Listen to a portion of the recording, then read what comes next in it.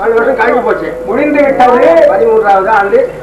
13ஆம் ஆண்டு இன்று தொடங்கி இருக்கின்றது. என்ன பேர போது? அஜ்ஞாதவாசம். அந்த ஊராளுக்கும் அஜ்ஞாதவாசம். அஜ்ஞாதவாசம் என்றால் எங்கே இருக்கின்றார்கள் பாண்டவர்கள் என்று யாருக்கும் தெரியக்கூடாது.